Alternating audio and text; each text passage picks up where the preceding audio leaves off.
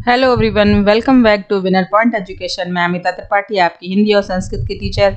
आज मैं आपके लिए क्लास 8 से संस्कृत का पहला पाठ लेकर आई हूँ, जिसका नाम है सुभाषितानी। सुभाषितानी से तात्पर्य क्या है? सुभाषित शब्द सु तथा भाषित इन दो शब्दों के मेल से संपन्न हुए हैं।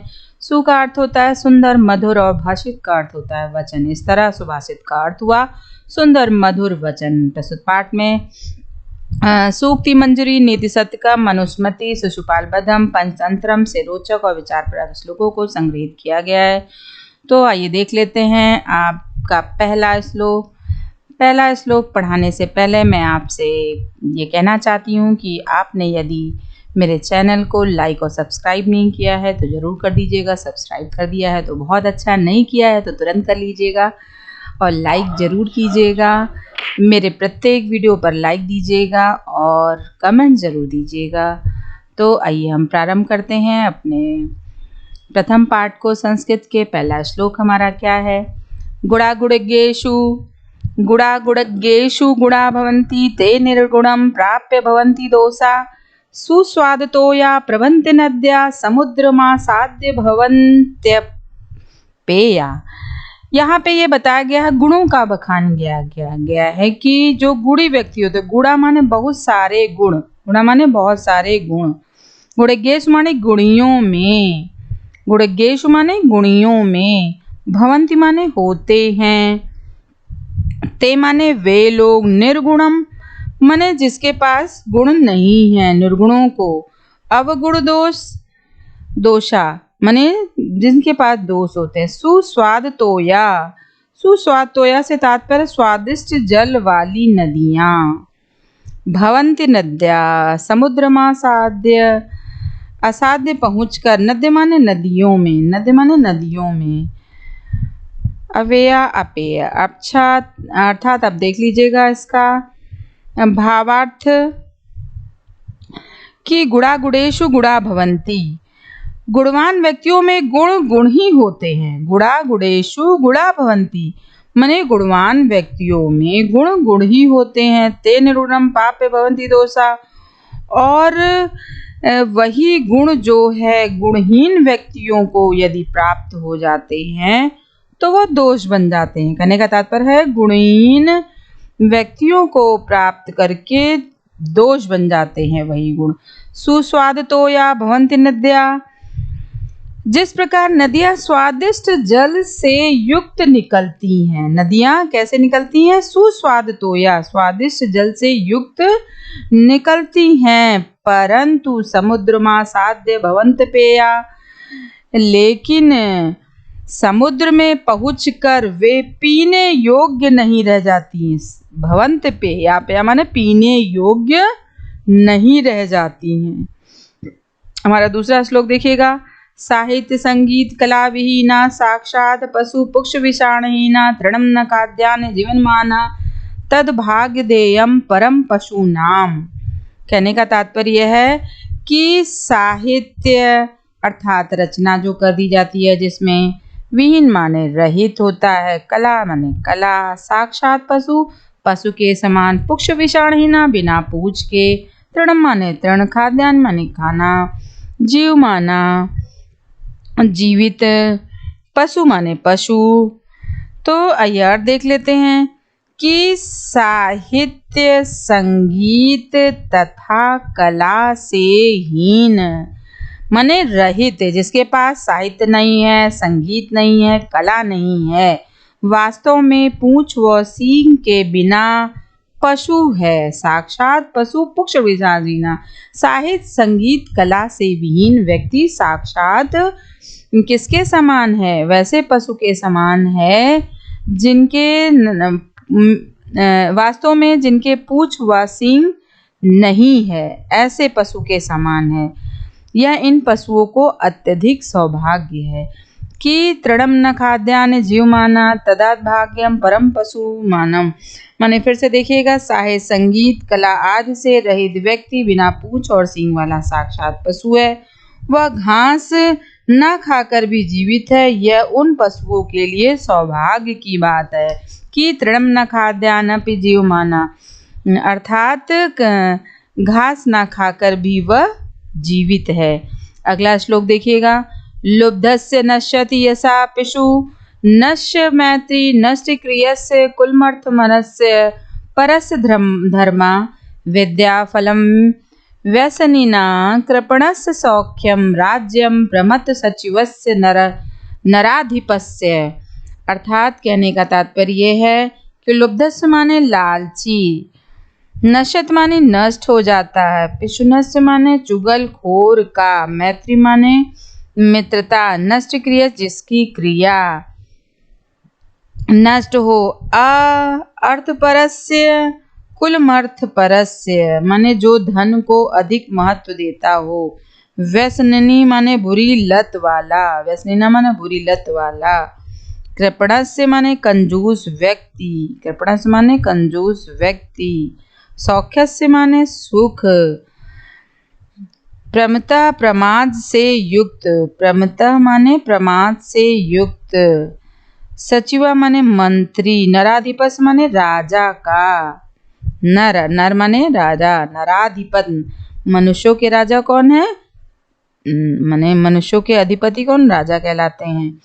तो आइए इसका अर्थ देखते हैं कि लुब्धस्य नश्यति यस्य पिशु नस्य मैत्री, अर्थात लालची व्यक्ति का यश, लुब्धस माने लालची व्यक्ति का यश, चुगलखोर की मित्रता, अभी बताया था ना, पिशुनस्य चुगलखोर की मित्रता, लालची व्यक्ति का यश, चुगलखोर की मित्रता, अकर्मण्य व्यक्ति का वंश, धन के लोभी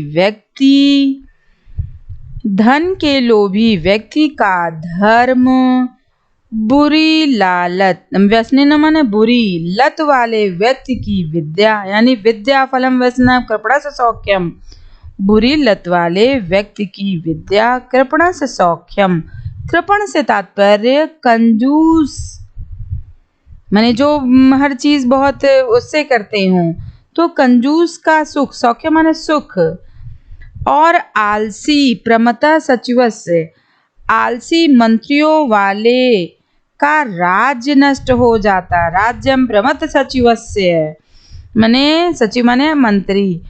तो फिर से देख लीजिएगा कि लुब्धस्य माने लालची व्यक्ति का यश, धन के लोभी व्यक्ति, चुगलखोर की मित्रता, अकर्मण्य व्यक्ति का वंश, धन के लोभी व्यक्ति का धर्म,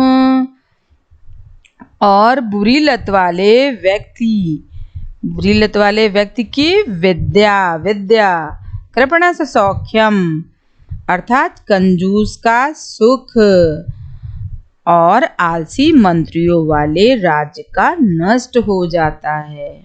अगला श्लोक देखिएगा।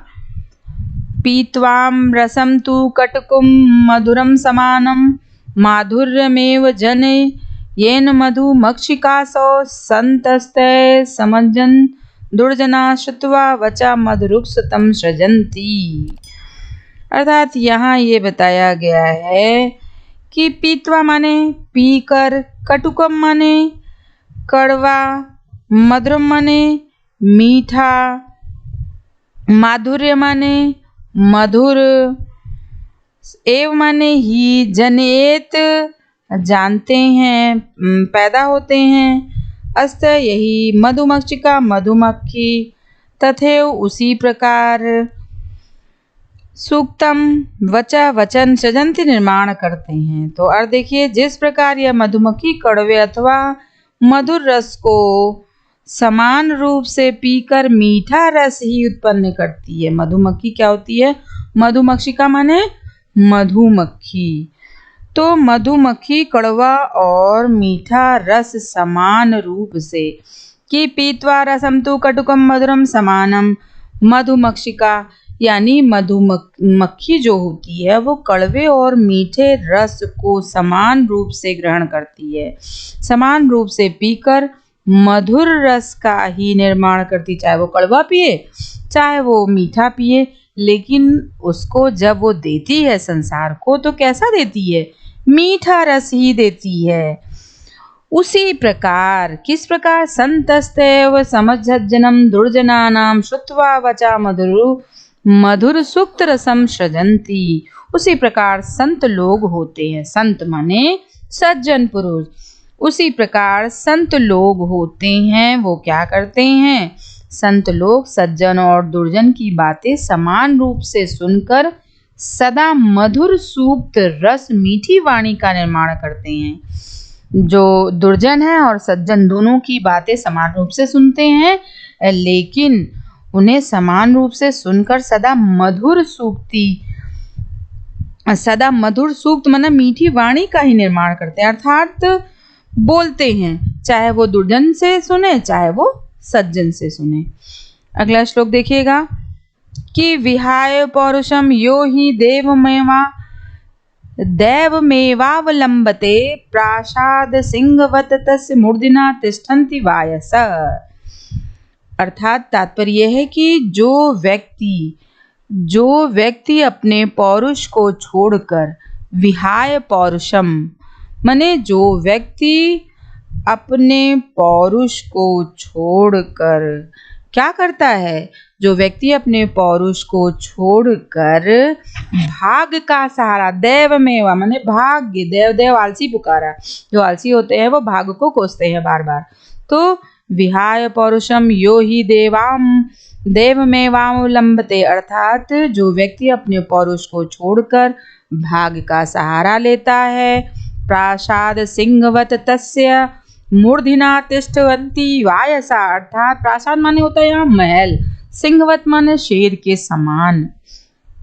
तो कहा जा रहा है कि जो व्यक्ति अपने पौरुष को छोड़कर भाग का सहारा लेता है, उस व्यक्ति की स्थिति महलों में रखे हुए यानी बने हुए उस शेर की तरह हो जाती है, जिसके सिर पर कौन बैठता है, मूर्धना तिष्ठन्ति वायसा, सिर पर कौवे बैठते हैं। मैंने मूर्ति के समान, एक बार मूर्ति स्थापित हो गई और धरी रह गई।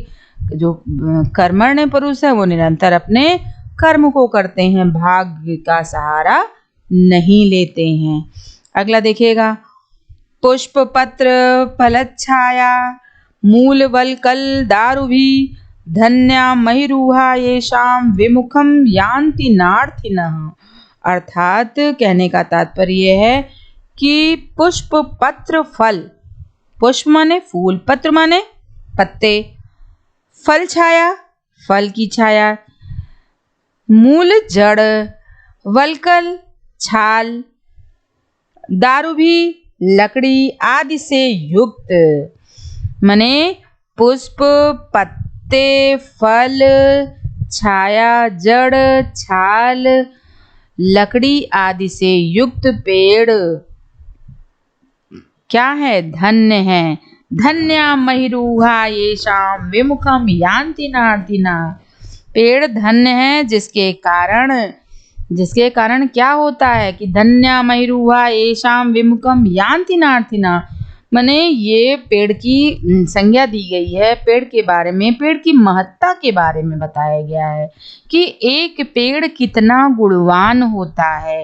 यानी एक पेड़ से हमें फूल भी मिलता है, पत्ते भी मिलते हैं, छाया भी मिलती है, उसके जड़ से बहुत काम होते हैं, उसके छाल से दवाइयाँ बनती हैं, उससे हमें लकड़ी भी मिलती है।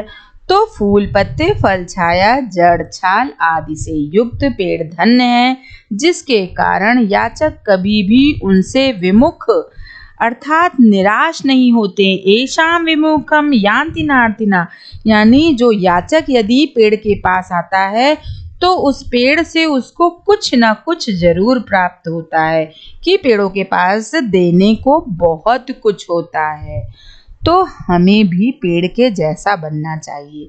हमारे पास कोई याचक यदि बन के आए तो उसे हमें कभी भी खाली हाथ वापस नहीं करना चाहिए। इस श्लोक के द्वारा बहुत बड़ी बात बताई गई है कि परोपकार करना चाहिए। जिस तरह से नदी परोपकार करती है, वृक्ष परोपकार करते हैं, तो हमें भी उसी तरह से अपने गुणों से लोगों को मोहना चाहिए, उनके लिए अच्छे कार्य करने चाहिए। अगला श्लोक देख लेते हैं।